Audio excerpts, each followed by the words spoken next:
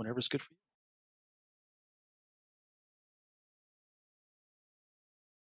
Long time coming. Our actual discussion of the North Main Street Road Diet Study. We are excited to present this. Again, this has been a number of years in the making, and the bridge construction is nearing completion, and we are going to begin this road diet. So I'm very grateful for the residents' engagement on this issue.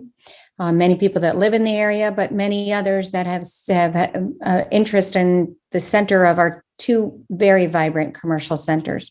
And the main goal of this study is to improve safety for all of our residents and all the people driving on that street and walking and riding on the street. And we're anxious to keep moving forward. So number one, I want to thank our town manager for his leadership.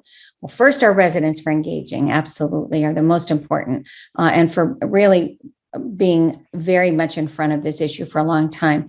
Our town manager for his leadership, and our town engineer, Dwayne Martin, who has been with us for this for a long time in his department. Primarily Mr. Summers. Sorry, I'm getting some texts.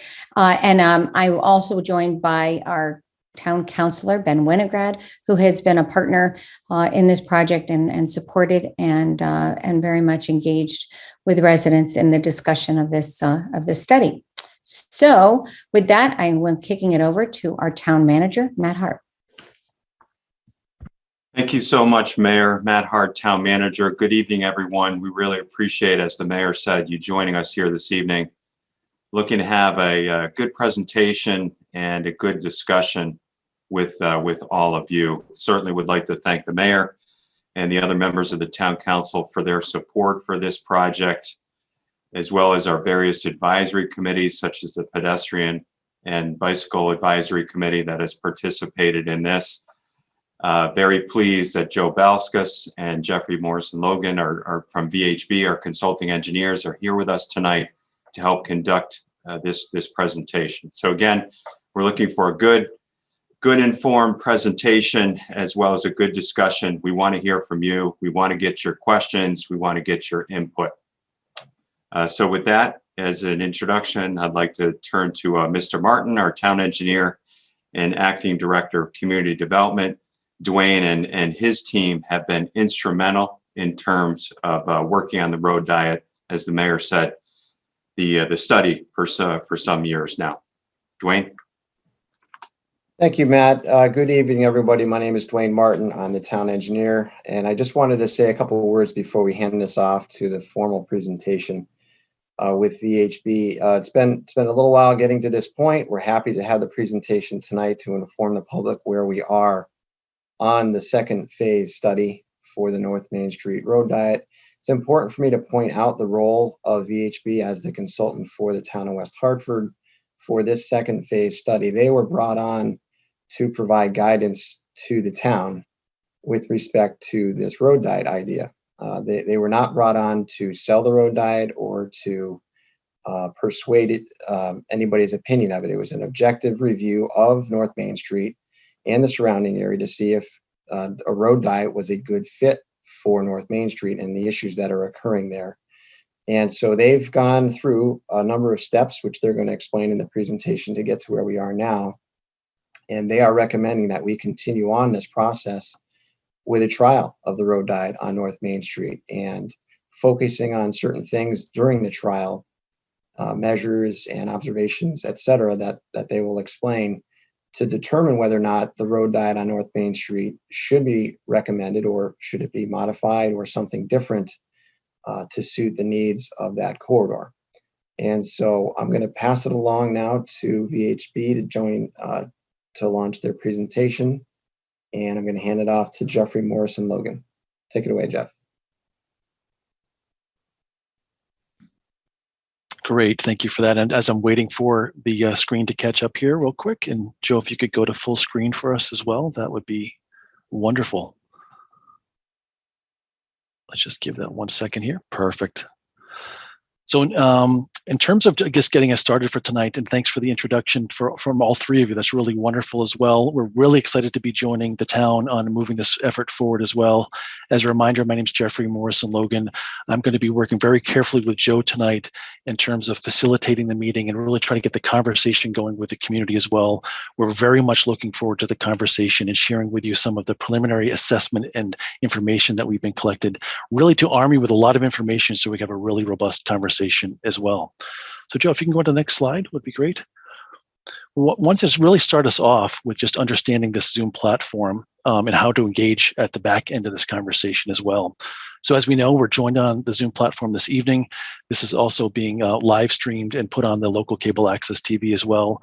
But in terms of some of the engagement that we're going to ask you to engage with later on this evening, we're going to ask you to, if you go back to the last slide, Joe, we're going to ask you to get involved in during the Q&A tool. And if you look at your Zoom dialog box that should be on your Zoom platform, you'll find two ways of engaging. One is by clicking on the Q&A button that you'll see there as well. And at any point in the evening, you can actually use that tool, post a question for us, and we'll come back to that later on in the evening as well. And the second way to engage is through audio, where I'm going to invite you based on raising your hand. If you look for that little icon there as well, again, during the second half of the presentation tonight, we'll invite you to come off mute by raising your hand. I'll acknowledge you, bring you off mute, join the conversation, and then we'll have a lot of comments going that way as well. We'd like to just suggest that we limit our comments to about 3 minutes per person. That way we have plenty of time for many people to join the conversation this evening. The idea is really this is all about public comments and the data collection. And at the back end of this presentation, we'll talk about some of our immediate next steps. If you go on to the next slide, Joe. In terms of some of the other broadcasting here as well, I mentioned that we're also broadcasting this to our local cable access TV, which is on channel 5 via Comcast cable, as well as Frontier TV 6098, and also live streaming it out to YouTube as well. In terms of other ways of engaging us, we have an email address that's set up here, roaddiet@westhartfordct.gov. At any point tonight, or especially after the public meeting, if you'd like to post some of your extra comments to that email address, we'd love to get more feedback. We also have a project survey that's up and running. There's about 7 or 8 questions that's available. There's a little screenshot of that survey off to the right. That address is at www.westhartford.ct.gov/fs/pages/1299. If you go onto that link there, you'll find the active survey, and we'd love to get your feedback about the questions that we're posing as well. And then lastly, there's a project website that's set up with some information about the phase 1 work that happened months ago, as well as some of the phase 2 work that Joe's going to talk about this evening. So please join us in many ways. We're really looking forward to the conversation and hearing from you this evening. And with that, Joe, let me hand it off to you to give us a little bit of tutorial on phase 2 work. Thanks, Jeffrey. Again, name is Joe Balskis. I'm project manager from VHB. I'm a Hartford area native, been living in the Connecticut area for the last 50-some years. I have relatives in West Hartford. I know the roadway pretty well. I've been out there several times, and I have a good understanding, I think, of the character of the roadway. So I want to start with that. I've also been involved in other road diet projects around Connecticut. And so I think we provide a good objective view of this project for the town. I want to review the presentation going forward. So the agenda we have, there's several things on the agenda. We talk about the introductions and some of the meeting logistics that Jeffrey talked about. Want to do a quick overview of the project itself. What is a road diet? What is the scope of work for phase 2? And then talk about some of the outreach that we've done to other communities. Then go through the recommendations and the plans themselves. Want to spend some time on the plans, and then go to public comments. So overview. What is a road diet? So you hear the word road diet. What does it actually mean in terms of transportation jargon, if you will? And basically, it simply means reducing your travel lanes within your existing pavement. So if you have 4 lanes, 6 lanes, basically reducing those travel lanes down at least 1 lane each direction. In this case, it's looking at 4 lanes down to 2 lanes with a median type. Road diet itself comes from the Federal Highway Administration. That's the governing body that we look to in terms of standards, as well as the Connecticut DOT. And there's reference material that we use for road diets. FHWA has a lot of reference material on road diet, including the informational guide that's highlighted here. We also have several examples in Connecticut that we can look to. There's road diets that have been involved in Connecticut for the last 30 years. One of the first ones is down in Stratford. There's one in Middletown. Hartford's done a few. I was involved in one in Bristol, on North Main Street in Bristol. So there's a lot of examples of road diets in Connecticut, as well as other communities around the country that really embracing road diets, at least evaluating road diets and implementing them. The key part of this road diet is the two-way left turn lane in the median. So we're going from four lanes, no shoulders, and the trial I'll talk about is going from 4 down to 3, essentially 2 travel lanes and 1 two-way left turn lane in basically the middle or the median of the roadway. So why do a road diet? So the reason we're here is that the phase 1 study recommended doing a road diet and focused primarily on North Main Street. The phase 2 effort, as Dwayne talked about, our involvement is looking at it in a broader context. But one reason you do a road diet itself is primarily the reason is safety, is looking at addressing your crash history you have along a roadway. Road diets are proven to reduce crashes along the roadway, reduce speeds, and also address your vulnerable users in your community along the corridor. So those are very good reasons you do road diets. And for this part of the project, the phase 2, this is what we're looking at. This is what we looked at in terms of our study efforts. It also has, in other communities, you'll see a very significant potential for corridor transformation, which is potentially something that's going to happen in this corridor going forward. So just some general considerations for road diets. As I mentioned, 4-lane to 3-lane road diets are very effective when your traffic volumes are below 15,000 vehicles per day, even up to 25,000 vehicles per day. So we're in that range for North Main Street. They're very applicable. We have conformity of the change in travel patterns is very high. We also look at the acceptance of travel time being reduced through a corridor versus reduction in speeds and crashes. So history I talked about real quick about the phase 1 study area. We focused on North Main Street in terms of the phase 1 for study area.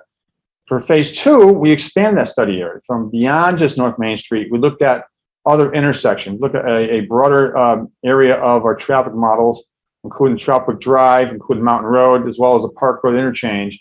So we basically increased the study area that was in the phase 1, just focused on North Main Street, to a broader area. 20+ intersections were involved with the project area. We did a lot of data collection in terms of accumulating data. This study started during the pandemic, so we had to look for data that was available pre-pandemic, and a lot of town data was provided to us, a lot of Connecticut DOT traffic data was also provided to us. And we also did some traffic counts during the pandemic to help us with some limited distribution of traffic volume to some intersections. We also did an extensive crash review to verify the previous crash analysis that was done for North Main Street. We expanded it to the Troutbrook Drive and the Mountain Road intersections.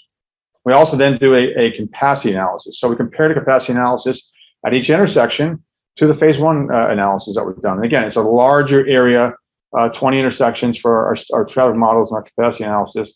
We also then looked at diversion of traffic from North Main Street to other roadways, which is going to happen based on other road diet studies that have been done. So we looked at how does that diversion of traffic from North Main Street go to Troutbrook Drive? Does it go to Mountain Road? What does that all entail? And what is the impacts of those diverted traffic during the afternoon peak hour? So we looked at extensive traffic model and capacity analysis. And what we found is that by making these assumptions of diversions, look at the previous distribution that's been done, look at the analysis that's been done, we found that the road diet can be managed in terms of on North Main Street with signal timing, phasing, and minor equipment changes to obviously both North Main Street in terms of the lane changes, in terms of signal changes I'll go through, as well as some changes on Troutbrook Drive to allow us to better accommodate the increased traffic volume that's expected on Troutbrook Drive. So we did some outreach as well. Jeffrey talked about the outreach we're doing now with the public information meeting. We've also done a council subcommittee meeting. We did the meeting with the Pedestrian Bicycle Commission with the town. But we also did some outreach to other communities as part of our scope of work. And in some of these communities, we looked for communities that were very similar to West Hartford, very similar corridor to this corridor. North Main Street obviously is a very heavy residential area with a 4-lane roadway going through them. So we found other roadways, other corridors similar to the North Main Street. And we got in contact with those municipalities in Charlotte, North Carolina, who have a extensive road diet program going back at least 10, 15 years now. So we were in contact with them extensively on what they've done, what they've learned. And in talking with municipalities and talking to planning and engineering, as well as fire and emergency services, we have some lessons that we learned that were learned by them that we can apply to this project and use it as part of our engagement with our town's emergency services. And we found that as part of that, the lessons learned, especially in North Carolina and Charlotte, they found that the fire department approval is critical to the road diet program. So they require all the road diet programs to have fire department involvement in the very beginning and approval. And we've done that with this project. We've got the fire department involved, and they provided a positive comment to us in terms of the road diet implementation trial. We also looked at minimum two-way left turn lane requirements. We'll talk about that a little further on. What are other road diet communities doing for their two-way left turn lanes where you have a restricted curb to curb width that we have here? Also public engagement that they've done. And that's what we're doing here as well. And what we did hear also from the other communities that doing a trial was ideal. We've seen some instances where road diets were put in place and it didn't work, and they wish they did a trial. So the communities that we talked to were delighted to hear that we are doing a trial, and we're going to measure the criteria for success and failure for the road diet trial. So that was one thing that they were delighted to hear they should have done, they acknowledged, going forward. So that was good news to hear from our contact with them. Now, the road itself, North Main Street, this is a section of North Main Street south of Fern Street. So we basically have two sections of the corridor, from Farmington Avenue up to Albany Avenue. We have basically two sections. And the first section is a southerly section. That's from basically Farmington Avenue up to Fern Street. And the roadway itself is exactly 40 feet. We've measured that in several locations and confirmed that it is 40 feet. Basically 4 10-foot lanes is what you have between Fern Street and Farmington Avenue. So we have that section. And then to the north of Fern Street, it goes to 42 feet. And it's 42 in some inches in some places, but for the most part, it's 42 feet along the entire section from north of Fern Street all the way up to Albany Avenue. So we wanted to confirm those measurements because we were using base mapping from the NDC and from the town, and wanted to affirm what we had for measurements to work with in terms of our lanes and what's our critical curb to curb width. So this is just a graphic just showing graphically what we have out there, and you can see from the graphic here, it shows this in a little more color detail what you have from 40 feet of 4 10-foot lanes to 42 feet, where you have the lanes are a little more than 10 feet. You basically have 5-foot sidewalks roughly on either side of North Main Street.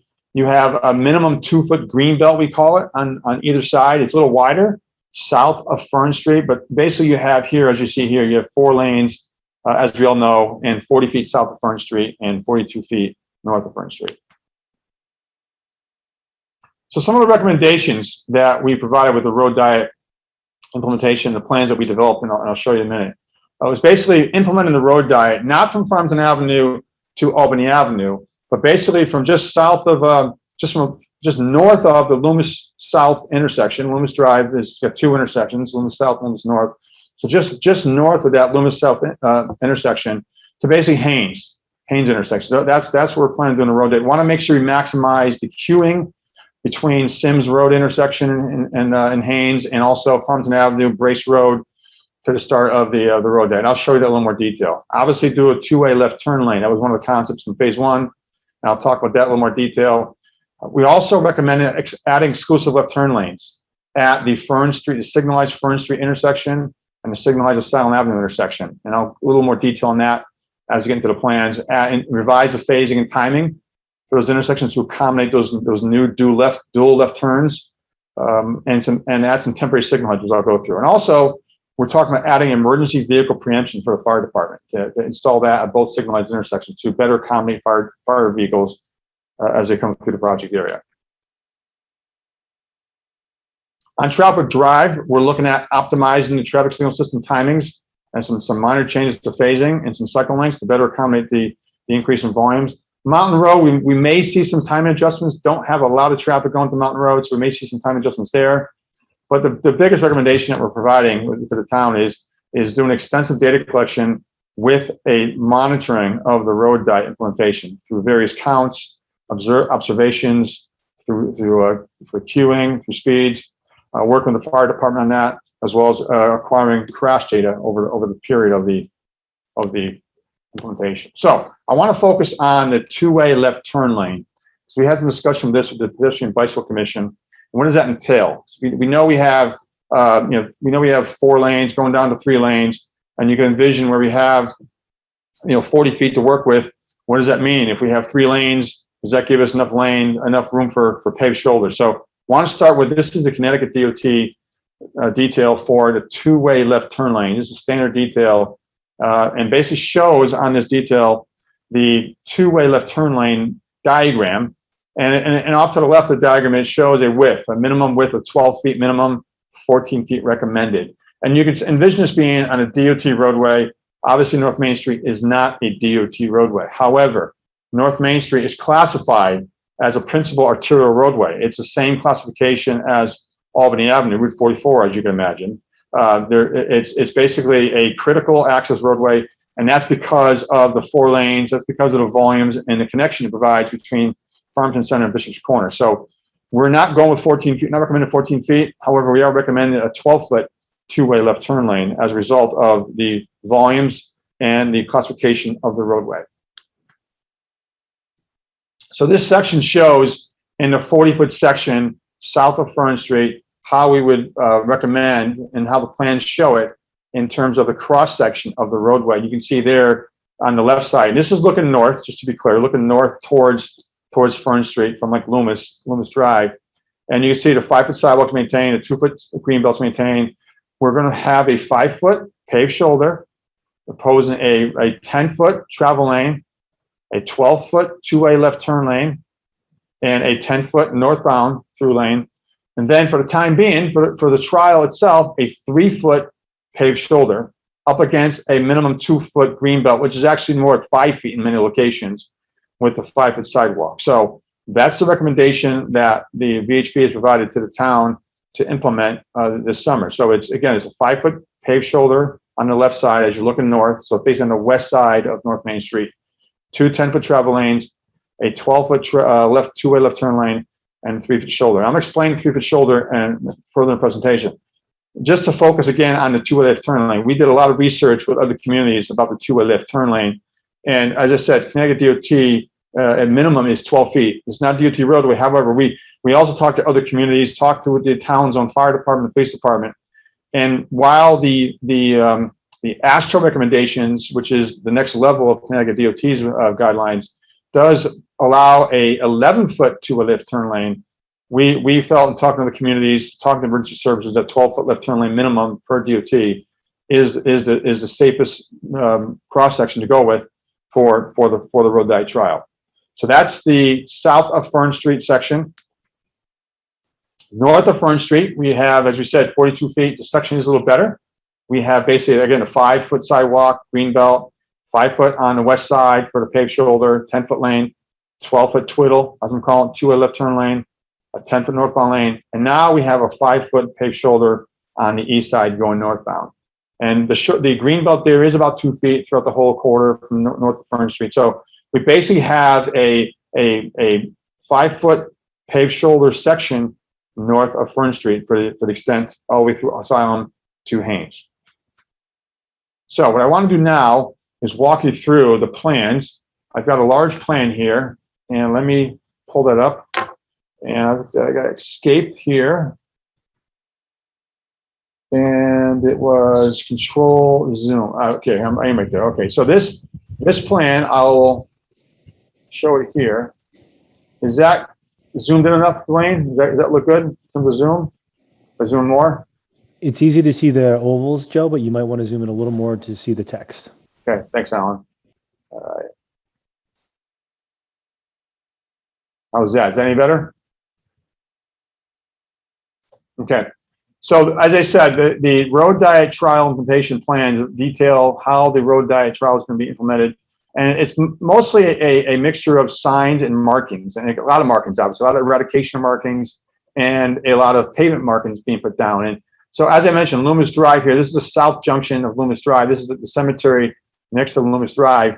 And so we started north of Loomis Drive. We allow for some queuing between Brace Road and the start of the road diet, the single lane southbound section. So we have about 500 feet of storage. So that gives us a lot of storage to work with. So from there, we start going northbound, and I'll go slowly here across the screen. And if it's too fast, I can slow down. But basically, you can see in the aerial photograph here, the underlying markings that are showing the existing center line.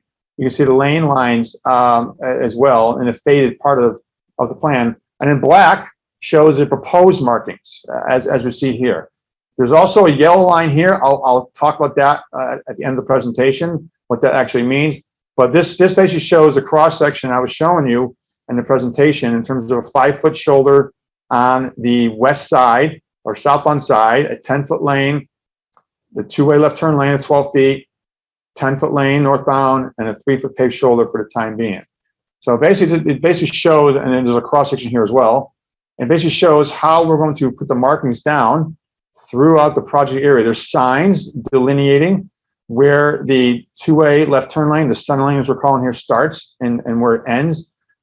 We have signs along there. So basically between intersections, it runs through the intersections. There's no markings in the intersections themselves, but in between intersections, we have the two-way left turn lane arrows all the way through the intersections, the section between them. And basically this just runs the entire length of the corridor up to Haynes. And I'll scroll through here slowly. Again, you can see the signs. The stop signs are existing, obviously. And so I'll just scroll through this southern section of south of Fern Street so you can see where we are talking about in terms of the markings. Now, at the Fern Street intersection, there's a few things to talk about here. We have some construction signs indicating new traffic pattern on North Main Street. That's going to alert motorists that there's a new pattern, meaning there's only one lane, one operational lane. We're now going to convert North Main Street to exclusive turn lanes, as you can see here. So we don't have this today. There's some safety issues there, some crash issues there today with the lack of left turn lanes.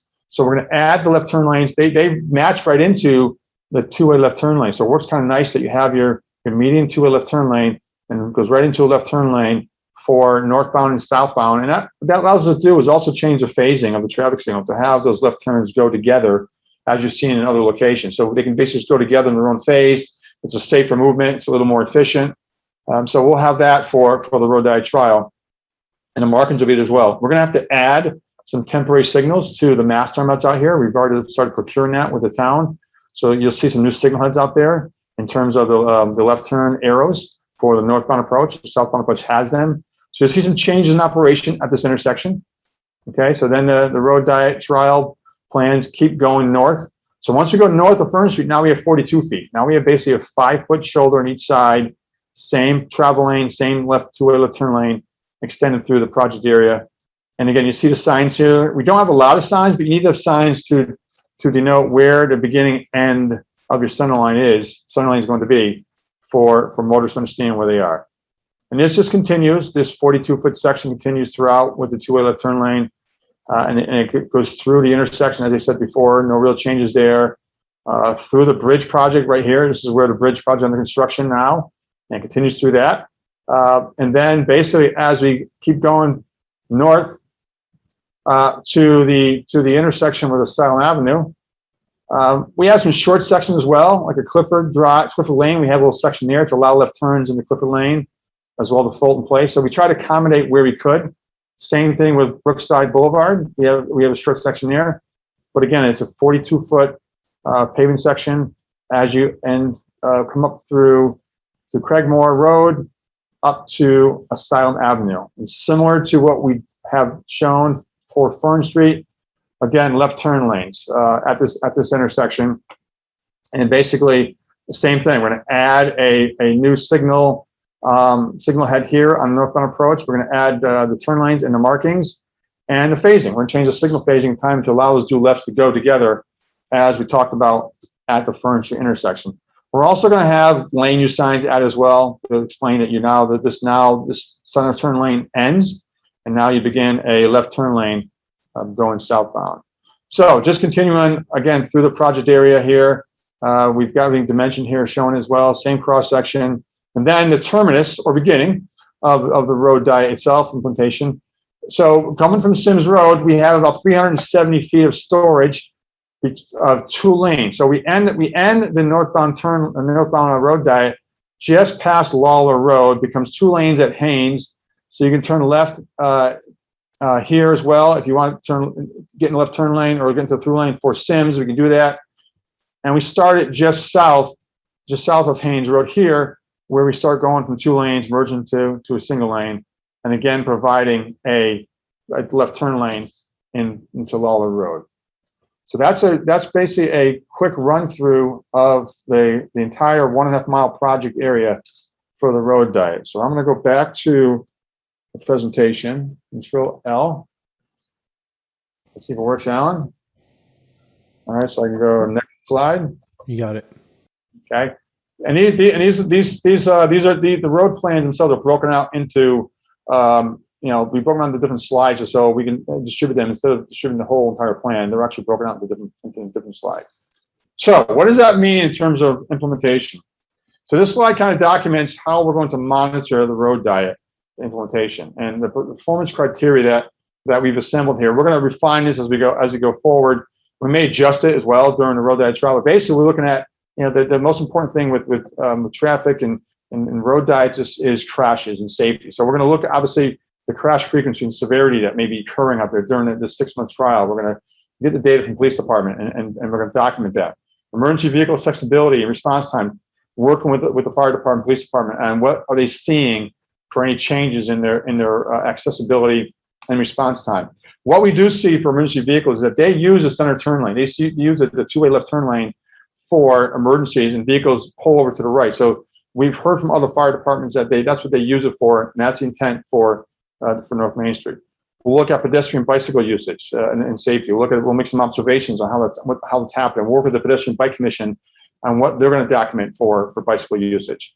We're going to look at any congestion that we may have at the intersections and the roadways themselves. We'll look at traffic safety issues in the neighborhoods and any cut through traffic, any data we can accumulate for that, any surveys that we can do. Travel time results, what to take for travel through the corridor today or before pandemic, what it is going to be with the road diet. We're going to look at measuring queuing, the backups at intersections. We're going to measure those as well, compared to our traffic models. We're going to look at observations for intersections as well as driveway accessibility. Is it going to be any worse, any easier for motorists to exit the driveways or enter the driveways?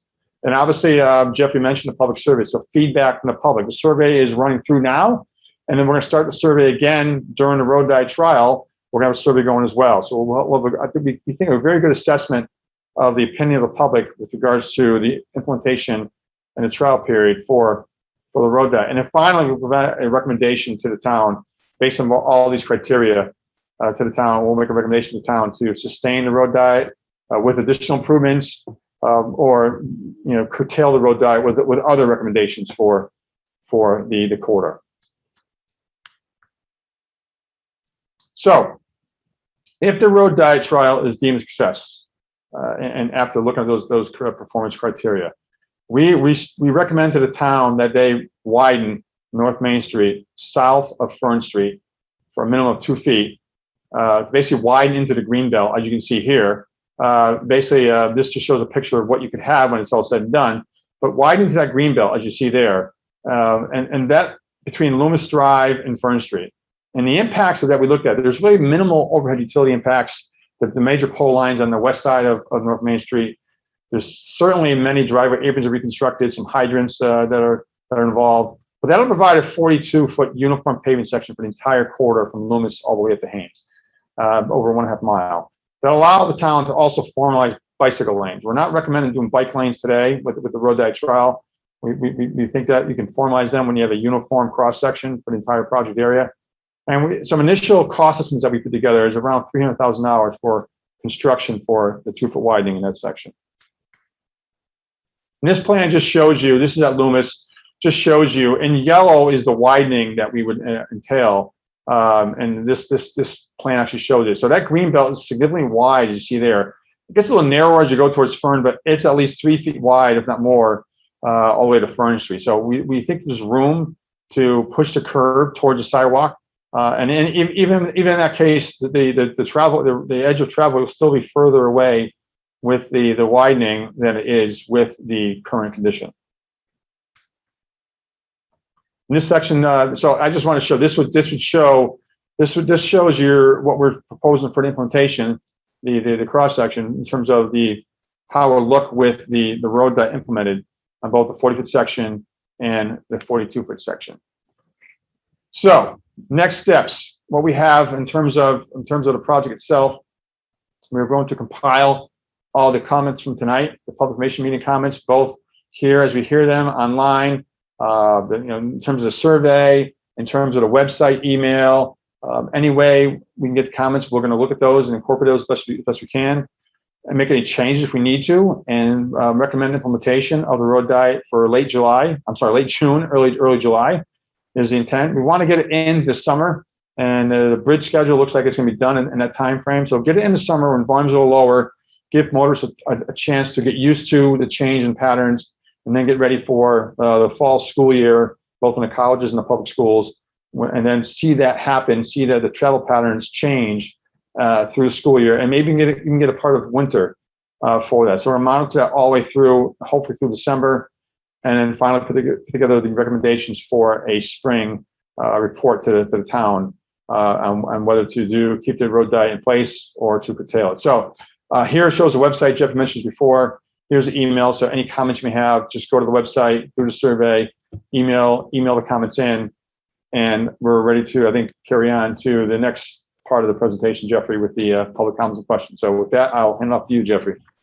Great. Well, thank you for that, Joe, as well. And as you can tell, we really wanted to arm the public with as much information about what the road diet would entail, a little bit about why communities do these, as well as show you how that temporary would lay out through the trial period as well, to be able to give you as much information about that as well. So now's the point in time we really want to hear from you. So as a reminder, you can look for that Q&A button on your Zoom dialog box to post some questions. I see that we have about a half a dozen or so, even more, coming in as we talk.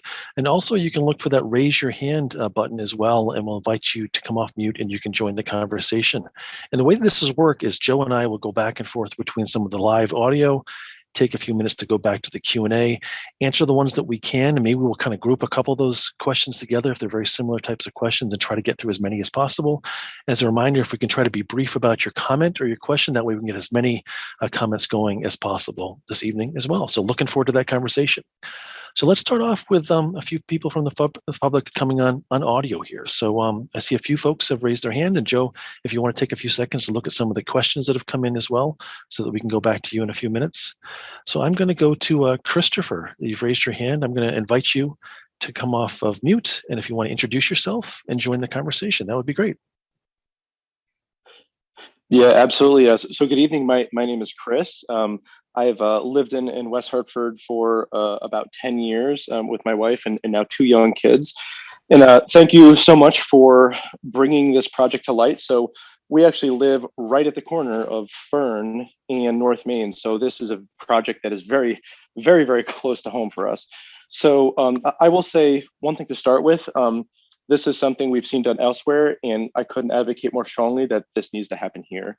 So I work from home, so I have a view of the intersection during the day, and I have watched car rollovers. I've watched car collisions. I've watched people back up into others. The first responders go by, and it's really it's really pretty scary. I have a 3-month-old and a 3-year-old, and we walk on that sidewalk. And on the west side of the street, even though the schematics say it's 2 feet wide, it's probably a little bit less than that, or is perceived to be less than that in some places. So while I personally am not thrilled about maybe having a little bit less of an apron on my side, I have to say that this is something that someone who uses the sidewalks, who runs, who walks, who watches it, it's something that would have a great benefit. So while I could anticipate there being folks who may not be thrilled about a potentially slightly slower drive time, I have to say that this is something that I fully support, and it will greatly increase the safety and usability of this intersection. So thank you so much for pushing this forward. And as a local property owner, anything we can do to support this, we certainly would like to. Great. Well, thank you so much for that comment, Chris. Really appreciate it. And it's great to know that people can see things literally firsthand. So thank you for sharing your local experience as well. Let's go to Jesse next. Jesse, if you'd like to introduce yourself and join the conversation.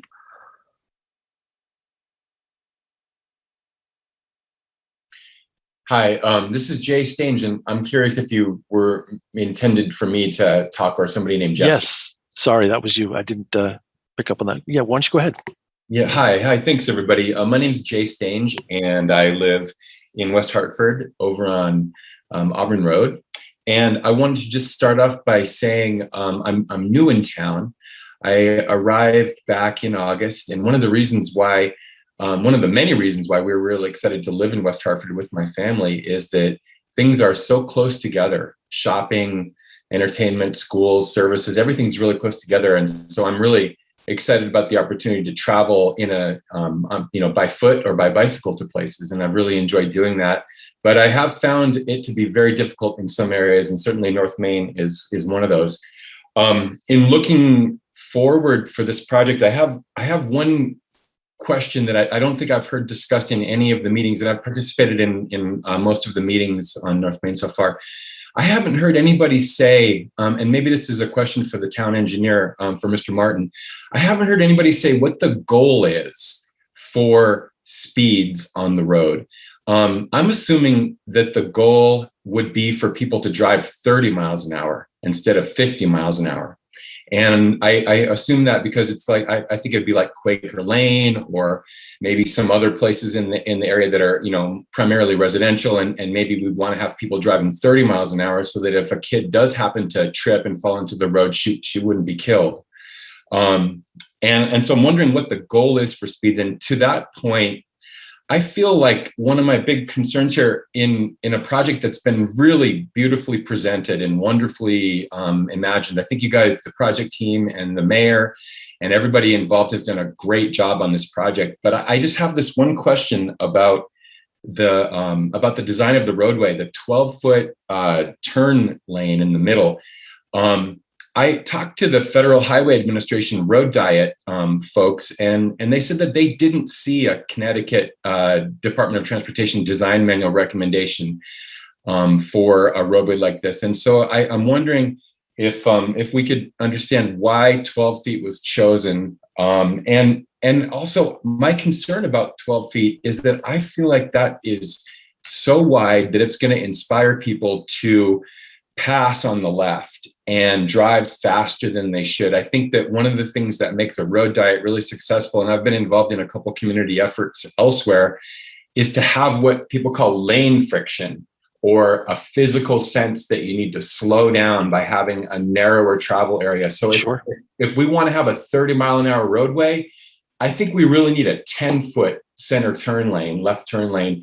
And I have looked around the town and also in the city of Hartford and, presented some pictures to folks about some of the turn lanes here, and they're much narrower than 12 feet. So I guess the first question is, why 12 feet?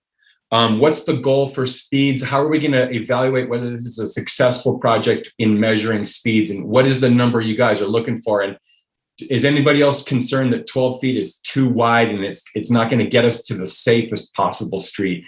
Thank you, everybody, for the time. Great. Thank you for the comments. Really appreciate that. Those are two really good questions. And maybe, Joe, you can start with that. And Dwayne, if you want to piggyback on Joe's comment. Yeah. Let me start with the easy one. In regards to the criteria that we went through on the slide, the 9 or so criteria, speed is one of them. Speed is obviously one of our criteria we're looking at in terms of what are speeds today. We know they're higher than a posted speed limit.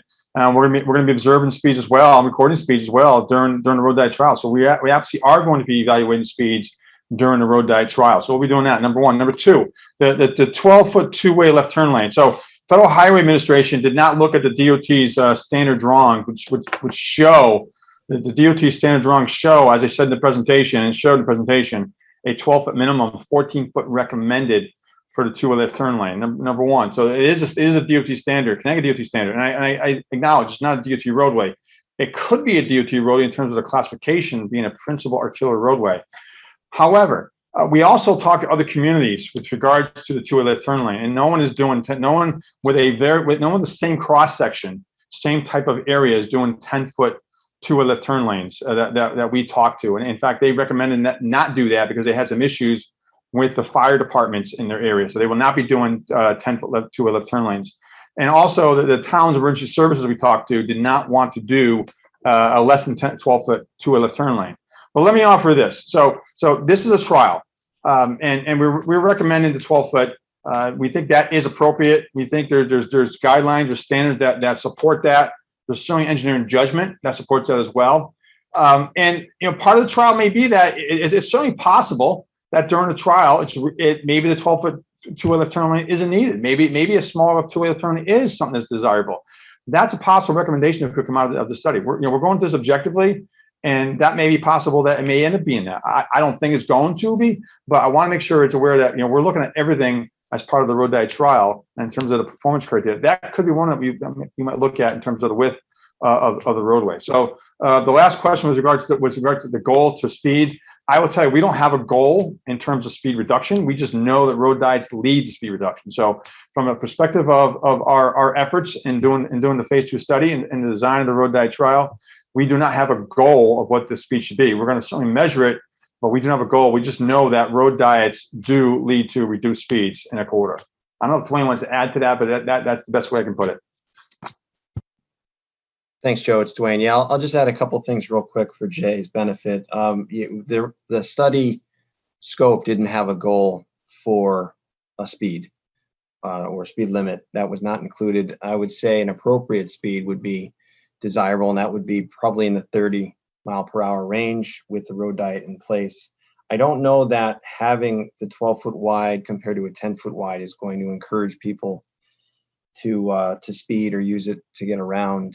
I think one of the concerns may be if somebody's close to an intersection, they may be tempted to use that two-way left turn lane to bypass the queue to get into the left turn lane at one of the intersections, but that really remains to be seen. And that's part of the reason we want to do this trial. Thank you. Great. Thanks for that, Dwayne. Jeffrey, why don't we do a segue to one of the first questions that are posted? It's actually a similar question from John. Yeah, let's go for that as well. Do you want to read that out? Yeah, so the question is from John. He says, I don't want to disturb the meeting discussion this time. I would like to ask what approach would be used to prevent the turn lanes becoming used for passing or travel. Very much support the effort. Would like to see practical implementation succeed. Okay, so and that does have something to do with the question I was just posed in terms of the width of the two-way turn lane, a concern regarding it being too wide. And so, what's to prevent turn lanes from becoming passing lanes or travel lanes? That comes down to the drivers. That comes down to the drivers and the behaviors of drivers on the roadway itself. There's no physical barrier preventing them from being used. There'll certainly be enforcement from the police standpoint. And I'm not going to speak to the police efforts on enforcement, but it's really come down to the driver acceptance of the road diet and using the road diet as appropriately as they should in a legal manner. So if there are violations occurring, I would expect the police department would be part of that. But I'm not going to speak for the police department in terms of how they're going to enforce. But I'm sure that they will certainly have be looking at this a little more closely with the implementation of the road diet over the summertime. So I think that just it kind of talks about the width and the concern about higher speeds with a wider two-way turn lane, and we're not looking at it that way. But we certainly acknowledge that it's possible for that to happen. Great. Thank you for that, Joe. Let's go into a couple more and then give folks a chance to raise their hand, and then we'll go back to that. So the next one here under the Q&A is, what is the expectation of the impact of access to North Main from the side roads, an example of Clifford, when making a left turn lane onto the street? So Joe, can you talk about those side roads and the potential impact, if any? Yeah, so we're gonna evaluate that. So there's a couple things to look at here. So when you're trying to cross a 4-lane road from an intersection or driveway, it's certainly more difficult to do that than trying to cross a 2-lane road. So if you're trying to cross from a driveway south of Fern Street to go left, to go north to Bishop's Corner, and now you have to look at 2 lanes coming at you as well as 2 lanes in each direction. So with the road diet, you're going to have just 2 lanes, one in each direction. So the expectation is it's going to be easier to exit a driveway and enter a driveway with the road diet. That's certainly the expectation.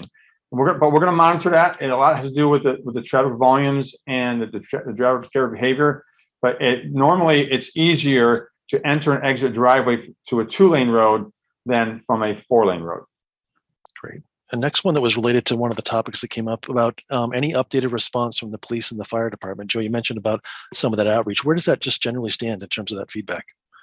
So I'll start, and I think Dwayne can finish it. He's been in touch with the police department more than I have, but the fire department has indicated support for the road diet implementation and support for the 2-way left turn lane width of being 12 feet. In fact, they recommended that. And I think the police department as well wanted a 12-foot 2-way left turn lane. They actually wanted a wider 2-way left turn lane, but we convinced them that based on other road diets, that 12-foot is appropriate here. And obviously we're going to observe that during the road diet trial implementation.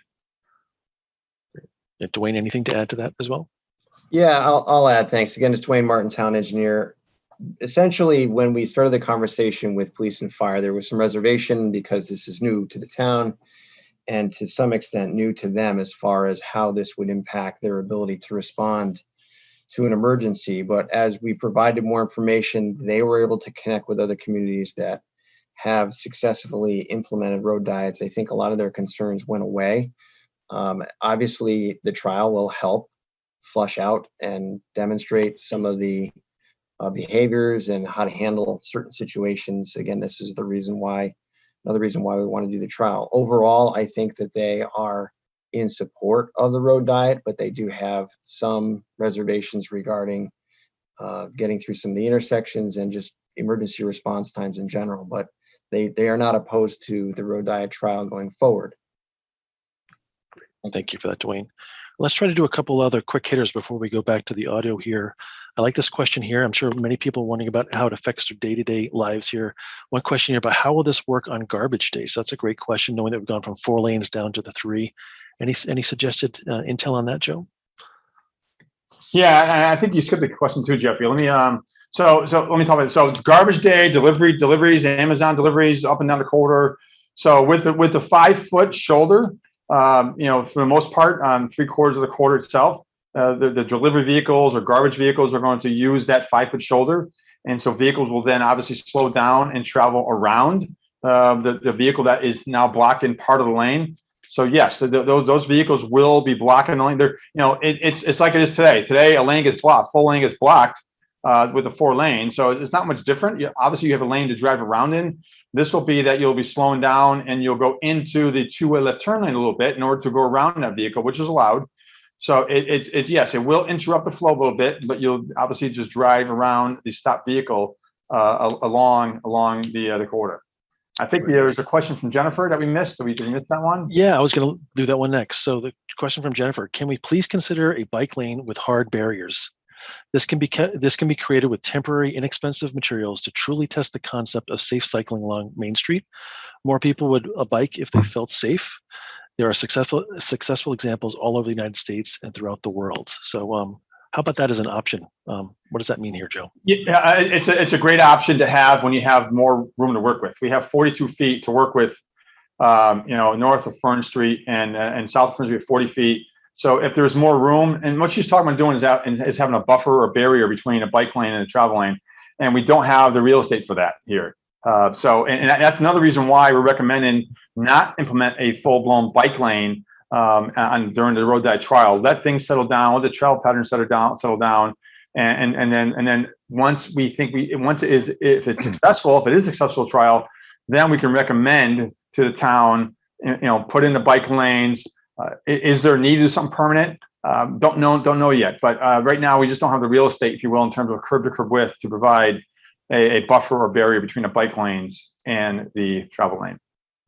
And let's do one more, then we'll go back to the audio. So how wide is the middle lane on Asylum in Farmington? I do not know. We'll have to get back. We can look at that and get back to them. Do not know. Okay, great. Thank you for that. So let's go back to the audio here, and I'm going to invite Ronnie. Thank you for your patience in this. If you'd like to join the conversation and introduce yourself.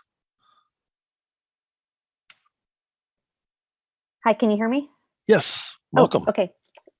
Thank you. Thank you very much. I should say right off that I am also a reporter for West Hartford, so I'm covering this as a resident and also as a reporter for weha.com. But my questions are also regarding the bike lane. What's the normal width of a dedicated bike lane? I know it's not 3 feet, which is what that shoulder would be south of Fern Street, but is 5 feet wide enough to actually be considered a bike lane? And after the trial is over, if it goes forward, would there be a bike symbol painted on that area? That's a great question. So you'll also notice that there was the post-trial of that widening for that 2 feet. So there's consistency up and down the length of the corridor. But Joe, 5 feet, is that the standard? Yeah, it's 5 feet is the minimum that we would provide. And she's correct, Ronnie. Thank you for asking that question. So if the road dot is successful, then yes, the recommendation we think is going to be to paint the bike symbols and put up bike lane signs throughout the corridor if the road dot is successful. One thing I should offer is that we also considering doing a wider pavement marking. So usually your pavement markings are 4 inches. So what we could consider also doing is like a 6-inch marking. So it's a little wider and 4 inches, maybe even 8 inch. But we can do like a wider pavement marking to further delineate the shoulder in the future for a future bike lane. So it won't be necessarily a full-blown buffer, but we have seen that in other places used where you wanted to really emphasize the separation of a lane, a bike lane, from a travel way. So, but yes, if the road diet is successful, we will be providing recommendations to the town to add in the bike lane symbols in the shoulders as well as the signs. Great. And Ronnie, did you have a second question? I actually did, and I put it in the chat box, but it's a totally separate topic. Right now, there's some temporary signals that have been in place for access to North Main Street during the bridge construction. Is there any plan to keep those temporary signals in place? Yeah, I'm not sure that I know the answer to that. Joe or Dwayne, if you want to answer that one, would be great. I can answer that one. It's Dwayne Martin again. That traffic signal was put in place because of the North Main Street Bridge project, out of concern for access or safe access to North Main Street from the 2 side streets there, Lynbrook Road and Wynwood Road. And a lot of people have asked this question, what's going to happen with that traffic signal when the bridge project's done? Unfortunately, the traffic signal at that location is not warranted under normal traffic conditions. It's really there just to safely facilitate people to come out of those side streets and onto North Main Street. I think that it will be a lot easier for motorists on those streets to have access to North Main Street with the road diet in place, even without that traffic signal, just because, again, there's just 1 lane opposing them, or if they're making a left turn, 2 lanes. And the fact that there will be shoulders on the road pushing the travel lane away from the edge of the road or away from those intersections will also open up the sight line. In particular, those 2 streets, the sight line is not great looking to the left. So the short answer is no, the traffic signal would go away with the bridge project, but it should be easier to facilitate access to North Main Street from those 2 side streets during the road diet trial. Excellent. Thank you for that as well. And let's go to John. John, if you'd like to join the conversation.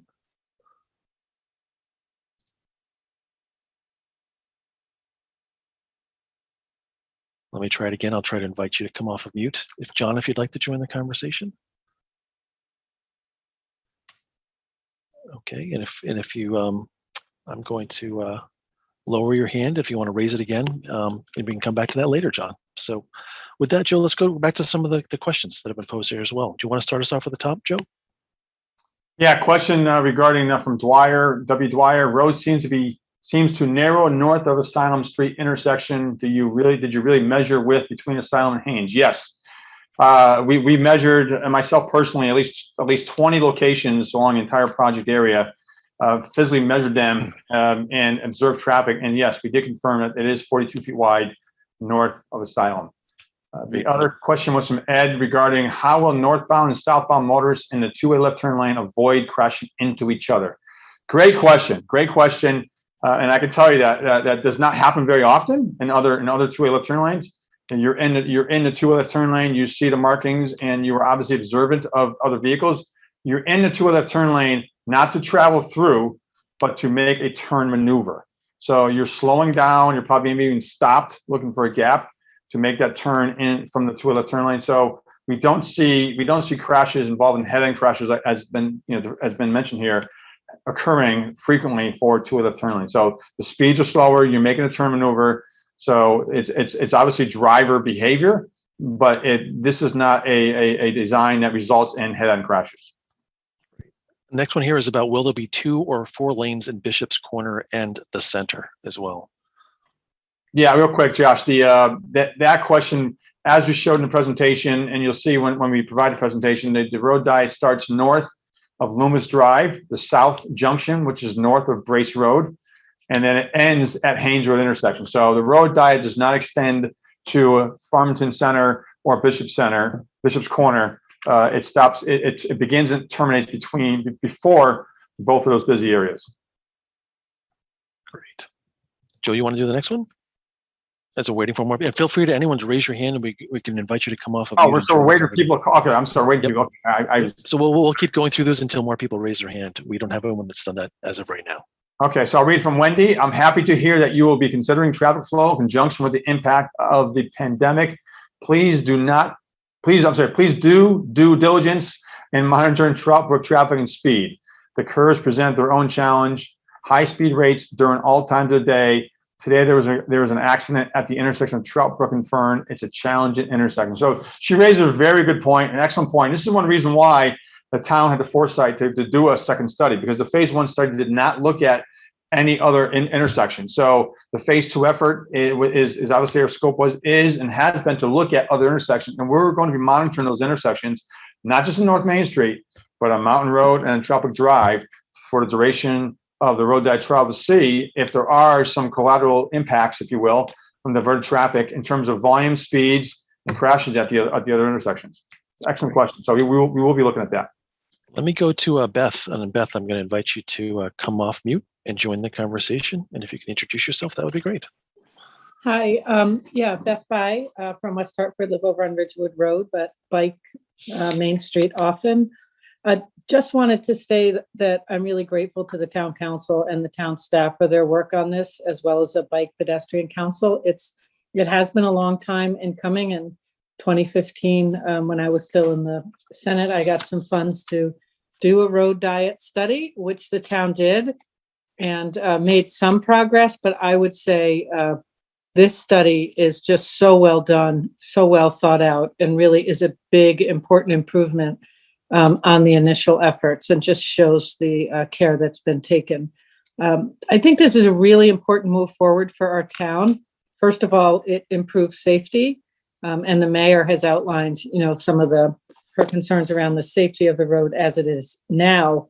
But it also helps our town's status as a walkable, bikeable community, which is how people think of us. But this having a Main Street road diet where it's apparent as people are driving through town that we are a community that makes space for pedestrians on the sidewalk, that makes space for bicyclists on the bike lanes, is an important message. Because, as I listen to Jay, for example, who's new to town, young people are moving here because we are a connected community. We are a vibrant community.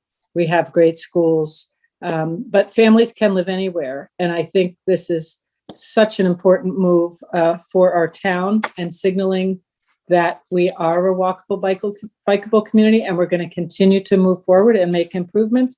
And on a pragmatic level, people will feel much safer driving on Main Street. So I just really commend the incredible progress that's been made, and the high quality final product that's come from a lot of public input and hard work from the town staff and the town council and all the residents who've been so active in this. So I just wanted to voice my support. Great. Well, thank you for the feedback on that, Beth. Really appreciate that as well. So let's go back to the Q&A. So the next one here was from Ed. Will you study whether traffic is diverted to Mountain Road and Trout Brook Drive? So yes is the answer on that one Very as well. clear, yes, correct. Absolutely on that one. Let me go on to the next one here. This is from Win. Have you in any way been able to factor in possible development of the former Yukon campus? Well, I'm sorry, Jeff. Yeah, we will. We will when we know what it is. We have background growth projected in the traffic volumes, but once we know what's going in there, we certainly will include that in any future analysis that's being done for the road diet trial. So yes, we will. If once we know what's going in there, if that has a significant traffic generation that may influence the road diet, we will certainly incorporate that in any traffic models. Right. And Joe, could you explain background growth, which is what that means in general? Might be helpful for the folks listening in. I can, Jeff, because we don't know what's happening. No, I said, can you explain what that means? What is background growth? I mean that we don't know in today's transportation world, today's pandemic world. Normally, I'll explain. Normally, background traffic is you have growth in the population, growth in your development, growth in your neighborhoods, or you have development happening or occurring, like Blueback Square when it was developed. So that's normally you have an ambient level of traffic that grows every year, which used to happen. We've seen it since the 2008 recession. It's actually dropped in parts of Connecticut. But yes, the expectation is that there'll be some kind of background growth of traffic in Connecticut going forward. So it tries to account for our 1% population growth over the last 10 years we saw in the census data coming out. But yeah, that's what it tries to anticipate normal development occurring, population growth, things like that would lead to an average growth in your traffic volumes. Great. Thank you for that, Joe. I'm just questioning that with our pandemic, what's going to happen? We don't know yet. That's right. Next one's here from Rhoda. How do you prevent bottlenecking leaving Bishop's Corner, which is so busy, going into the 2 lanes? Yeah, that's a great question. And as I showed in the plans, south of Haynes, the road diet starts there. We have about 370 feet between the Sims Road intersection stop bar and the end of the road diet. So that's a great question. We're going to monitor that, and that may lead to, in the road diet trial, a change in the road diet implementation plan design. We may end up changing that a little bit. We don't know. It's based upon our analysis and our projections, and that's the beauty of doing the road diet trial. We can monitor all this and evaluate it, and again, make some recommendations possibly that maybe that's going to be changed. Maybe the road diet should stop earlier, further south than what we're showing in the plan. So we got a trial going on. We'll evaluate that, and that may be one thing we do. We don't know. It depends on how the travel patterns. What we don't know is how everyone's going to divert, what's going to change, and that's why the road diet trial is a wonderful thing to allow us to be able to try it and make some changes if need be going forward. I'm going to skip on to the one from Bob because it's related to what you just talked about in the trial here. So will the diet be maintained after the study period, at least until after the recommendations come out as well? What happens at the back end of this, Joe? Yes, I mean the road diet's not going for 6 months and it's over with. It's basically going to be wait until the recommendations are provided to the town, and once that is provided, if it is recommended that the road diet be terminated, then yes, it will be removed and put back to some condition. It may not be 4 lanes totally, but there's going to be some type of recommendation of improvement. If the road diet fails in terms of success factors, there will be some type of improvement to North Main Street, to whatever is required. Our scope work is to provide some recommendations to the town to address the condition of safety and speeds and volumes that we will provide. So we're not just going to pick it up and leave town. We will provide some recommendations to the town to do something to address the conditions that are out there. Great. And again, encouraging people, if you want to raise your hand and join the conversation on microphone, that would be totally fine too. Joe, do you want to do the next one from Jeff that's on the list here? From Jeff, you did not talk about the speed limits on the road and if will be changed. Also, have you analyzed the volume NS now, and are you confident that 4 lanes can be trimmed to 2 travel lanes with still leave us with short queues at stoplights, et cetera? Thanks. So I think what he's trying to get to there, and I'm trying to read his, paraphrase him. What I think he was trying to say there is that in terms of speed, yeah, the speed limits out there are 30 and 35 miles an hour. We know that. We know the speeds are higher. Right now, the plan is not to change the speed limits. Right now, the plan is not to change the speed limits. Again, this was not there's no goal here about changing speeds. So the speed limits will be maintained as they are. But again, as I mentioned, during the monitoring, maybe there'll be some recommendations to change the speed limit as part of the monitoring. That may be one of the recommendations that VHB provides in order to maintain success or failure, if you will, of the road diet. So in terms of confidence, in terms of analyzing volumes, the confidence is based upon what we've done in traffic engineering over the last 50 years. It's based upon what we know from pre-pandemic volumes. What we've done for analysis, we've used approvable models. We've had volumes approved by DOT. Are we confident in the future? We don't know. We don't know, and that's why the trial is good to have, because we don't know what's going to happen in the future with this pandemic. We do not know, and we can't guarantee anything with the pandemic. We can't guarantee travel patterns, driver behavior. So that's why doing a trial is helpful and perfectly timed with the pandemic, per se, to allow us to do that monitoring and to allow us to understand what actually is going to happen out there. Great. The next one here comes in from John. It's why can't we have a bike ped path on one side of North Main, like on Trout Brook, in lieu of the 5-foot shoulders, so both pedestrians and bicyclists could safely use this roadway with a buffer from the traffic? So why not on one side versus the splitting it up, Joe? I think what he's referring to is that having a dedicated multi-use path, bikeway path, if you will, that's 10 feet wide. And what I think what he's suggesting is that you go with get rid of your shoulders and make the shoulders into a multi-use path bikeway, kind of thing. I think that's what he's talking about, and then have some kind of buffer. We don't have the real estate there. Is the question? We have green belts, we have sidewalks, we have front yards.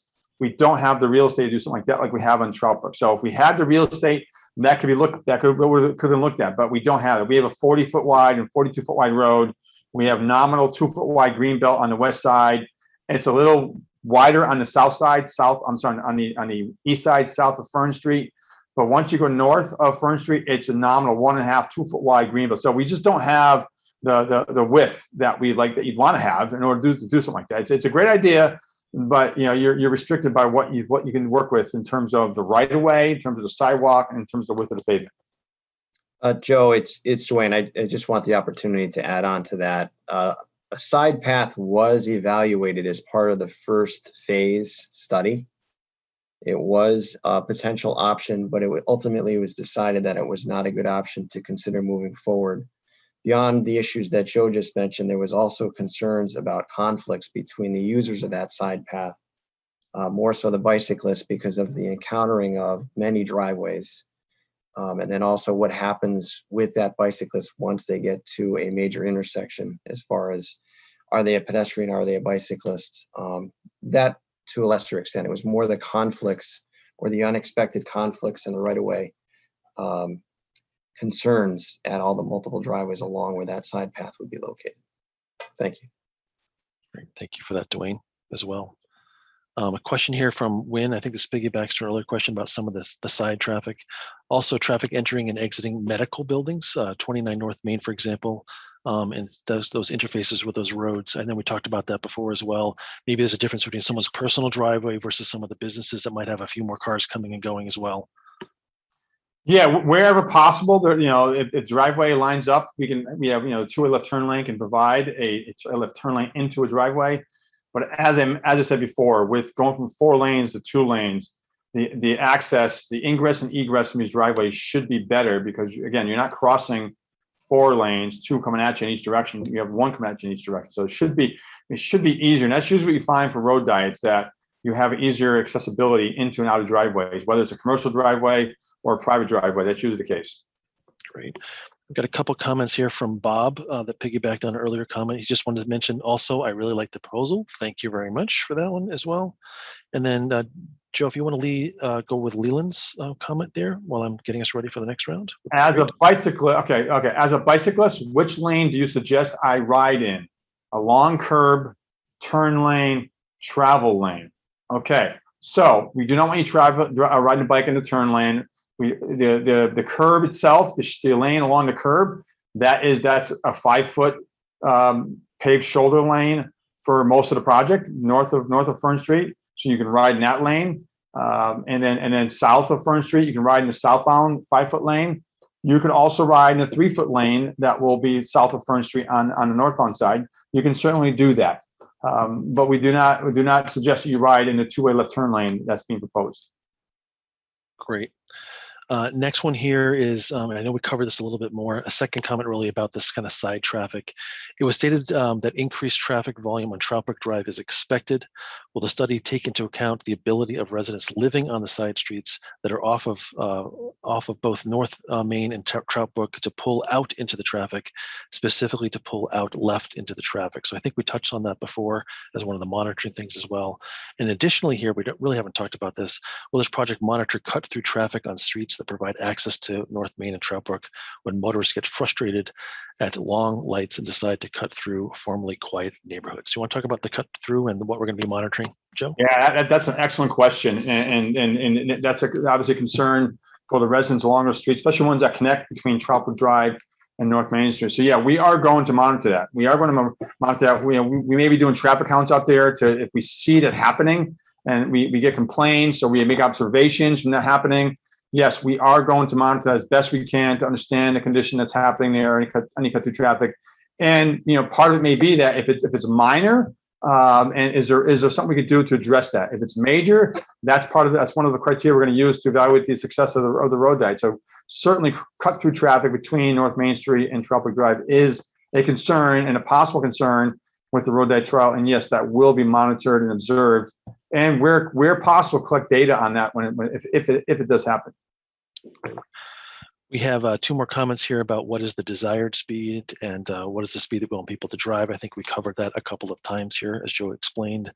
And then the new one here about can we set a goal based on safety? So as one of the criteria metrics here that we're going to be looking at, how does safety play into this, Joe? Well, we don't have a goal, Beth. We don't have a goal, and it's a great question, actually. We haven't really thought about this, but it's a great question in terms of what should be the goal for safety here. And I would say this. I would say that the goal here is improve safety. I would say the goal here is reduce crashes. I would say that should be our goal. Now, what is number of crashes? I can't say what number of crash reduction should be. I know from my time on the pedestrian bicycle advisory board for the state of Connecticut, we reviewed many things with the DOT. The DOT is actually obligated to the federal government to report on recommendations for what they see for goals for crash reduction and the number of crashes in a year. So that is something that DOT does. I don't see us doing that here. I don't think we want to yet. I think we want to do is say we certainly expect the crash history to be improved with the road diet. And the crashes that we're seeing occurring now, we certainly expect to see that be reduced. I don't want to say that what it's going to be, but I think that could be a goal, if you will, in terms of our criteria, that we certainly expect to see a reduction. And if we don't, that may be one of the criteria that leads us to change it to come up with an opinion that is do not implement the road diet. So, but yeah, it's an excellent question. We don't have a goal of we haven't done any crash predictability, analysis that we can do. We have done on larger projects, but I think the understanding here is that we're going to have reduced crashes in the quarter as a result of the road diet implementation. Great. So next one here comes from Tim in respect of the concept that we shared. Well considered, in line with similar projects I've experienced in Virginia, California, and elsewhere. Press on, he says. This can help reduce speeds and volume.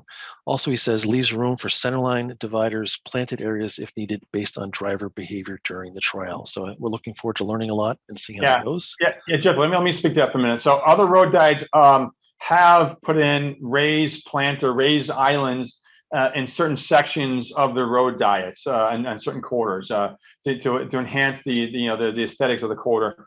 That's a possibility as well. I don't see it happening here, but that has been done in other road diets where they use it to terminate a two-way left turn lane before a left turn lane. That can be done. It's been done with success. So that is a consideration. We haven't really talked about it here. That may be a recommendation, possibly. We don't know, but yeah, it's certainly been employed in other road diet locations. Great, thank you for that. And Jeff has a good question here. Will there be enhanced enforcement during the test period? And if so, would that impact the analysis in what we're doing? I'm assuming he's talking about enforcement in terms of maybe police and monitoring. Great question. I would say we certainly haven't talked about that with the police department, and I don't want to speak for them, but I think they're going to be certainly have a heightened sense of understanding of the change in traffic operations. I think there will be some folks, and I don't want to speak for them.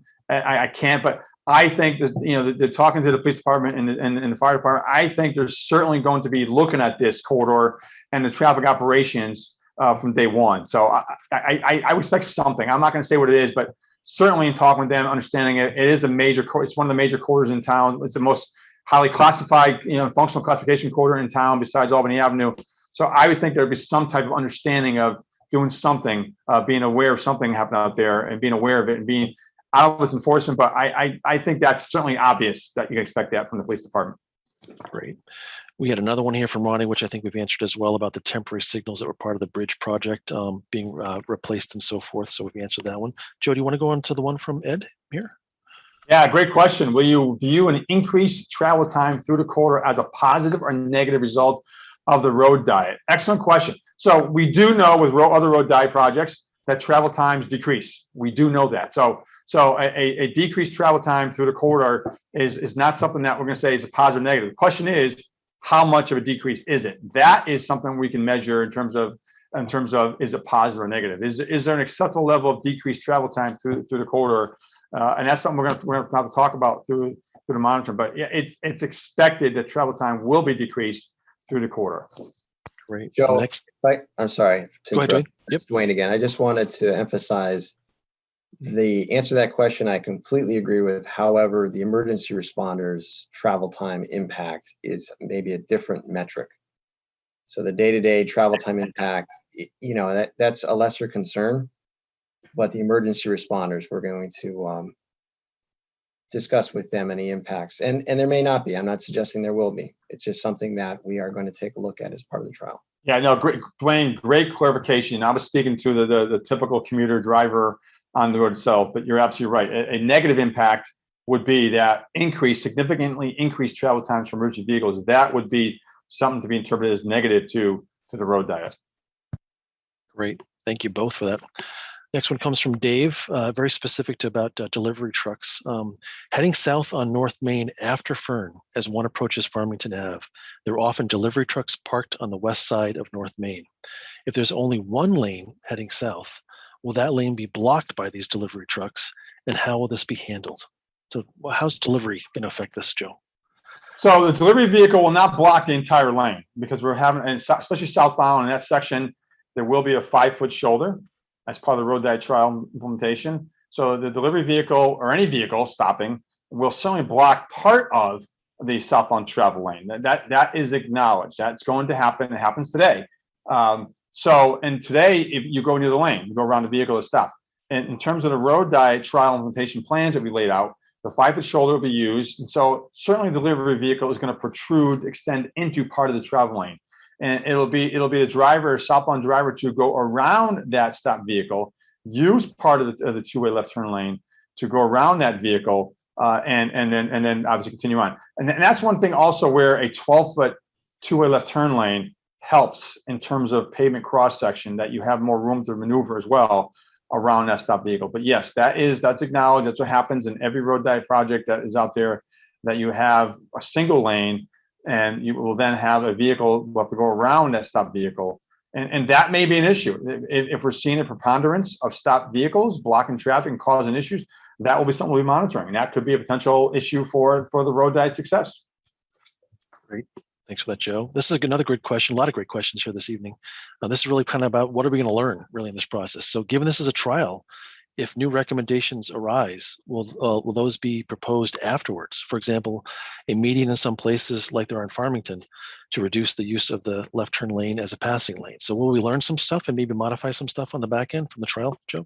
Absolutely. And that dovetails with the question I was answering before with regards to the meeting. So yes, we're going to learn. We always learn. I like learning every single day that we do things. So yes, we'll learn, and we have no preconceived notions of recommendations yet. We think we have an understanding of what may be involved in terms of signal timing changes, more timing changes, maybe tweaking timing changes, but we don't know beyond that. So yes, we will be learning as we're going here in terms of maybe changing some thoughts in terms of the road diet itself, maybe changing, the terminus and beginning of the road diet, as I mentioned before. So yes, we will be carrying through with that. And as part of recommendations of the town, do this, do A, B, and C, keep the road diet, do this also, or don't do the road diet, but do this as well. So yes, we will be doing that.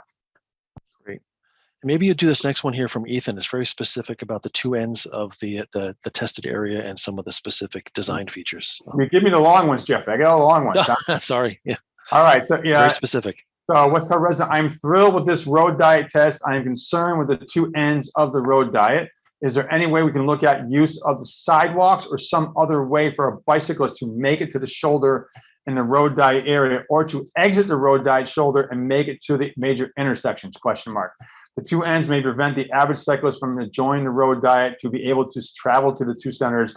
There must be a solution. Absolutely, must be a solution. So this is one primary reason why, another reason why we did not recommend that the 5-foot shoulders be considered as bike lanes. And so to the point being made here is that if you have a bike lane and it just terminates at up near Brace Road, where they go. So one of the recommendations that may come out of the road diet, if it is successful, that may be some additional bicycle accommodations in terms of markings, in terms of bike ramp to a sidewalk, things like that. So yes, that will be addressed with the recommendations if the road diet is successful, in how to fully implement the bike lane infrastructure, if you will, between Loomis and Haynes, and to provide better start and stop to the bike lane. So yes, that we will address that as part of it if it is successful. Thank you for that, Joe. The next one comes in here from Beth, and the question is, how do first responders manage Farmington Ave and Asylum with 3 lanes and islands? Those must be harder than this proposed design. So is there a difference between that versus this one and what we can learn from this?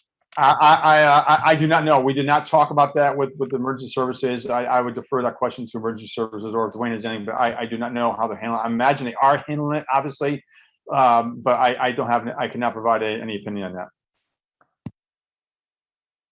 Great. So we'll have to circle back, and some of these we may or may not have answers to. So we really appreciate that, Beth, and we'll be sure to be looking at that and following up. So thank you for the question. Really appreciate it. And let's go on to John. Sorry, the microphone enabled the computer. I won't be asking a question. All right. So thanks for clarifying that, John, and sorry to put you on the spot, but thank you for that as well. Joe, you want to go into Jeff's comment here? How will the left turn lane be impacted by cars turning into American School for Deaf driveway during morning, evening pickups? So the two-way left turn lane at the American School for Deaf driveways will serve as left turn lanes. So basically, so they're left turn lane, and you'll have like what's called an exclusive left turn lane turning into the driveway for the American School for Deaf. So that's how we envision it operating at that driveway. I think I know the intersection pretty clearly. So I think that's how it's going to operate. And in terms of impacting, we're going to monitor that. If there's an impact to the operation, we'll monitor that. Great, excellent. And I love this next one in that it's all about sharing information and giving some resources. So this one's about this person posted some pictures and measurements of the center turn lanes in Farmington and Asylum. They're about 10 feet in width there. Pictures are on the Bike West Hartford Facebook page. So thank you for sharing that information. Joe, do you want to do the next one from Leslie? Not sure if this has been asked already, but will the road be repaved before the start of the road diet? Dwayne, that's all you. Thanks, Dwayne Martin, town engineer. Part of North Main Street will be repaved in advance of the road diet, specifically from the North Main Street bridge to Fern Street, which is in really poor condition. So that will get repaved. We're planning on repaving it around the week of May 24th. So it'll be a couple months beforehand. We're going to put temporary markings down to match what's there now. And then when we are closer to implementing the road diet trial, we'll modify the pavement markings to match what was shown tonight. Great, thank you for that, Dwayne. Appreciate that. Next one's here from Danielle, more of a comment here. Thank you so much for working toward making this road diet happen. We live on North Main near Fern, and it is so important. We have 2 kids who walk to their bus stop daily on North Main. Making it safer for walkers, bikers, and drivers is a must, and we are so grateful that action is being taken. Thank you for the comment, Danielle. Really appreciate it. Joe, do you want to do the next ones from Maria? Sure. Are the multi-entrances into the business at Bishop's Corner going to be addressed?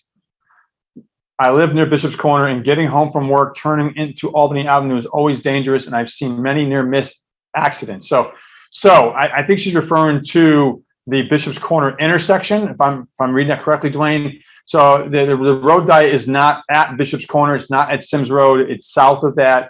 So we are not addressing that as part of this. However, as part of the monitoring, if there's issues regarding that can be addressed with some recommendations, we will provide some recommendations to address that. Excellent. This one's from Susanna. This one's really about Trout Brook, and it's kind of future anticipated wish list items for Trout Brook. Are design speed safety overhauls also being contemplated for Trout Brook, she asks. As mentioned, it is a residential street, but basically a north-south freeway featuring incomplete sidewalk. So I'm not sure if Dwayne, you might be able to answer anything about contextually about the status of Trout Brook. Might be helpful here, just for reference. Sure, Dwayne Martin, town engineer again. I mean, the study will evaluate the impacts of the North Main Street road diet on Trout Brook Drive. So that is included in this, and there could be recommendations that come out of this study for Trout Brook Drive. With respect to the sidewalks, there is a trail proposed, Trout Brook Trail, which will be an off-the-road trail running parallel to Trout Brook Drive from Farmington Ave all the way up to Asylum Ave. We're hoping to get that into construction into the next year or two. So that should help alleviate some of the issues regarding the sidewalks and provide a bicycling option along that corridor as well. Excellent. Thank you for that, Dwayne. This one's from Steve. In my opinion, the bottleneck heading south on North Main out of Bishop's Corner is a real concern. Why not have a dedicated turn lane southbound where it meets Asylum, much like the changes that were made to the northbound on Trout Brook where it meets Albany?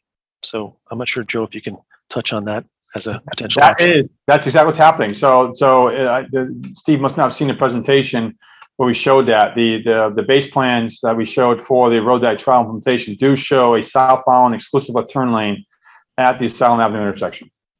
Great. Thank you for clarifying that. Joe, you want to read the one from Patrick? Sure.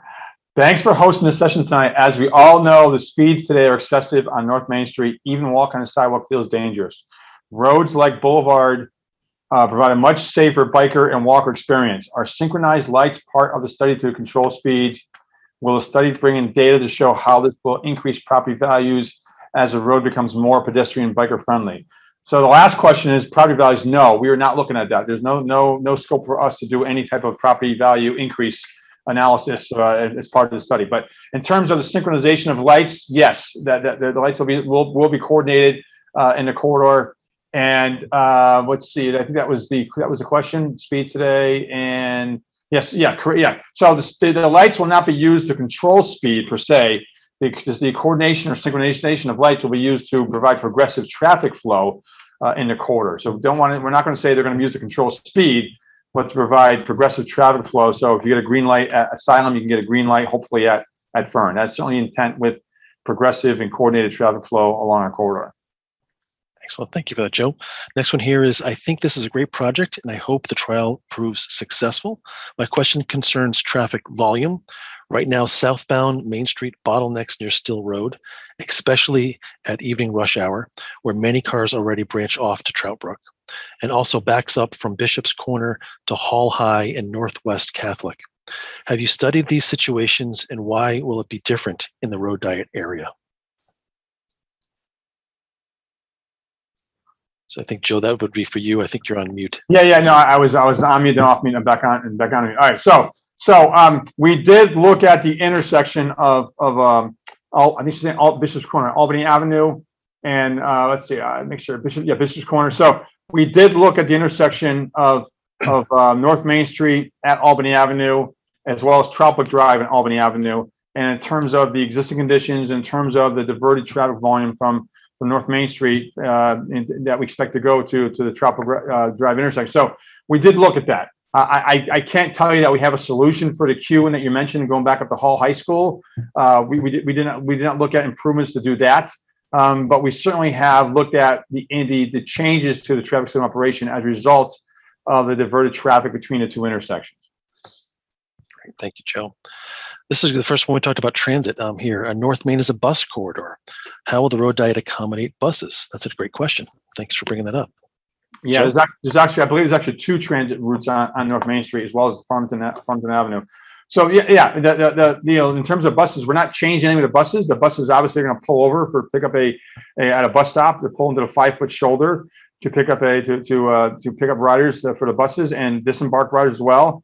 So when a bus is pulled over, if the vehicles choose to go around the bus, they can. If they want to wait for the bus, they can do that. As just like today. I mean, even though it's 4 lanes today, you can go around it in your own lane. So it'll be a function of how long the bus is pulled over, how long the bus is stopped for, and driver patience, basically. If they want to wait for the bus to pick up the passenger or discharge passengers before moving on. So it's similar to a delivery vehicle, although a delivery vehicle may be a little longer, it's the same type of operation where you have obstruction basically in your part of your lane. You will either wait for that obstruction to clear or you go run the obstruction to carry on your way. And to that point, Joe, Danielle asked this, the last question that we have on the list here as well, about going around these delivery vehicles, implying that it might be safer to go around them than having to go into the next travel lane with the 4 lanes that are out there today, in terms of like going around with the flow of traffic as well. So I think we've answered that one a couple of times. Yeah, well. I think it's an excellent point. I think what she was referring to there, which is a great comment.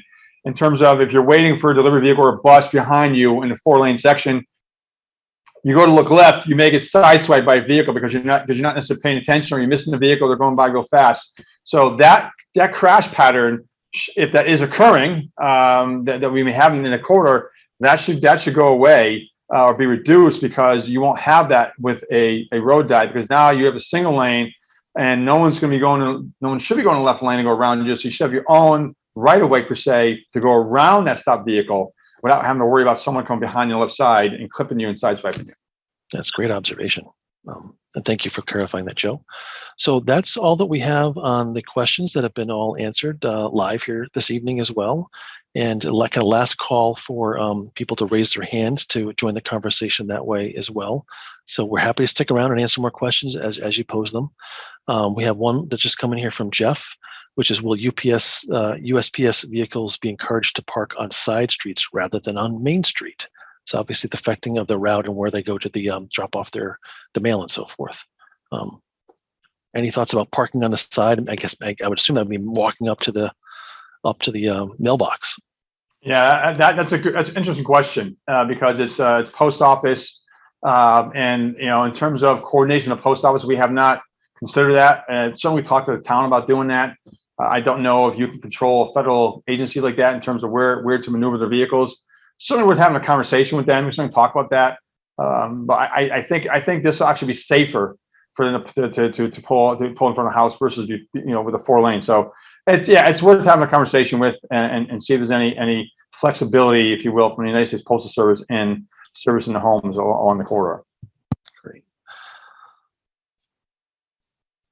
Let's see. I think Jay, if you want to, I'm going to invite you to come back and join the conversation.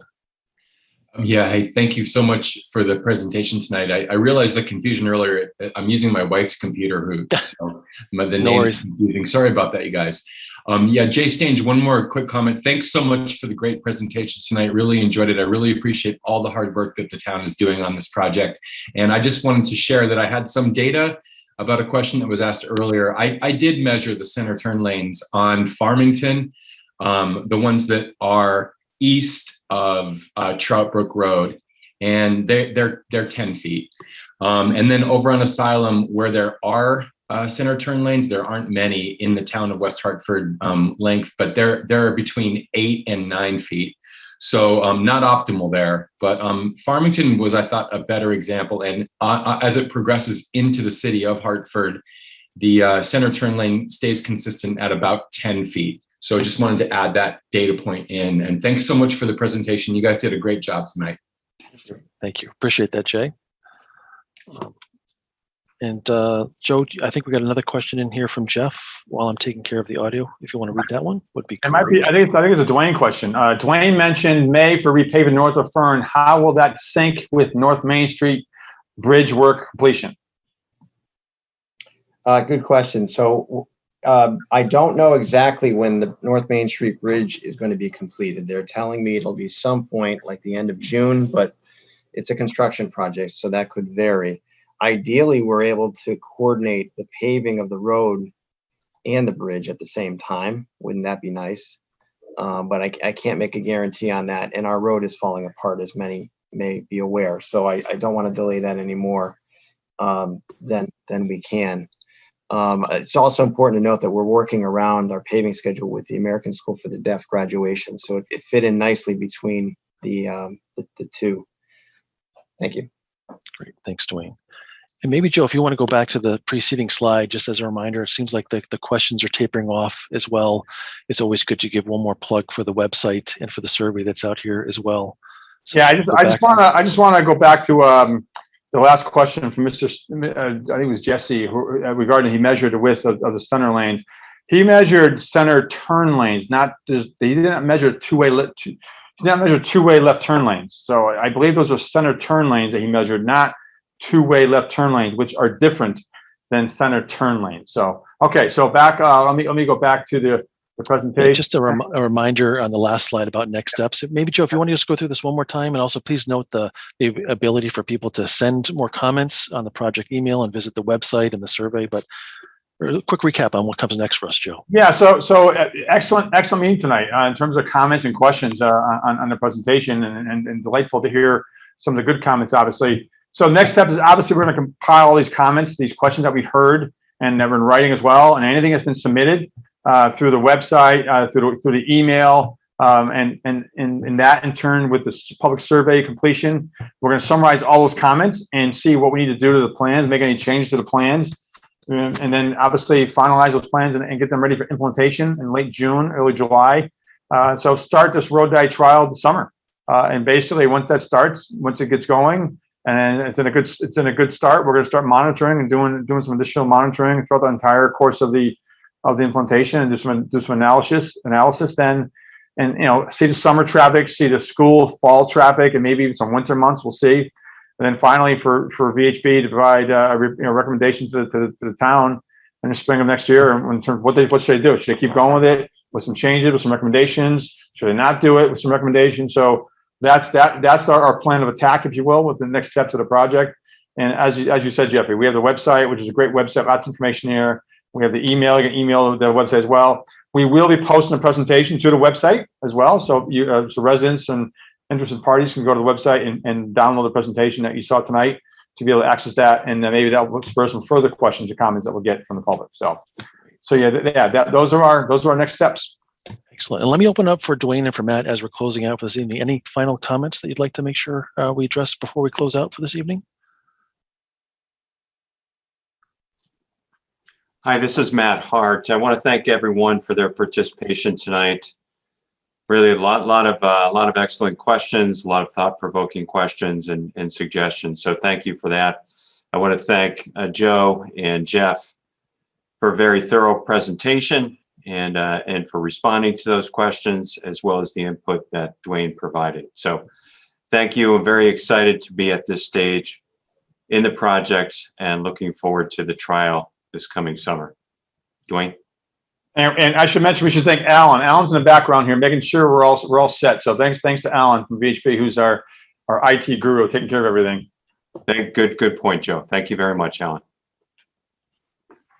Thanks, Matt. It's Dwayne again, the town engineer. I would just want to thank VHB for doing a great job and helping us out, continuing this project forward. I do see, Jeff, there's one comment and one question. The question's a real good one from David Beer, so I want to make sure that one gets answered. Okay, great. Thank you for that, Dwayne. So let's go back to that. You're going to answer it, Dwayne? You mentioned you're going to answer it? I'm just kidding. So what David's talking about, let's see. Thank you for all the hard work, all the work. I'm excited for the trial. Why do two-way left turn lanes need more room than the left turn lanes that Jay mentioned? I am concerned about bicycle infrastructure, especially as it relates to lanes disappearing as other bike lanes in West Hartford do at intersections. It is incredibly dangerous and abrupt. The purpose of the road diet is to make the road safe for all users. Thanks. He's absolutely right. Make the road, that's part of the complete streets mentality that the state of Connecticut is professing, and that's one of my roles on the Bike Head Advisory Board of Connecticut. So the question has to do with left turn lanes, center left turn lanes being 9, 8, even 10 foot wide. And we are here presenting the plans to say 12 foot wide. And the basic difference is that a center left turn lane is for a turn maneuver, a left turn maneuver from a center turn lane to turn left into something. It's not intended to have head-on traffic, two ways of traffic in that turn lane. It's not intended for drivers to be exiting from a driveway to be using that possibly to get into the through lane. So it's also needed for emergency vehicles traveling down. So there's a reason why it's wider. Those are the reasons why, for more maneuverability for vehicles that are using the center turn lane in a different sense than they are for a center left turn lane. Great. Thank you for noticing that, Dwayne, and thanks for the answer there, Joe, as well. So with that, I think we're going to close out for the evening. And on everyone's behalf, we really appreciate all the comments. It's really been a lot of great commentary and feedback, both on audio as well as the Q&A. Really looking forward to next steps about how the trial goes, and a final plug for the survey and getting those comments in. From our perspective, the more the merrier. So let your neighbors know about the survey, let them know about some of the comment features, and we really hope to see you at the next event and look forward to the next step for the project. So thank you for your participation, and we'll see you in the near future. Thanks, Jeffrey. Alan, can we have recording stopped? Oh, sorry. I'm sorry, what was that? I was gonna say, can we have follow-up? There you go, the recording stopped. Great. With that,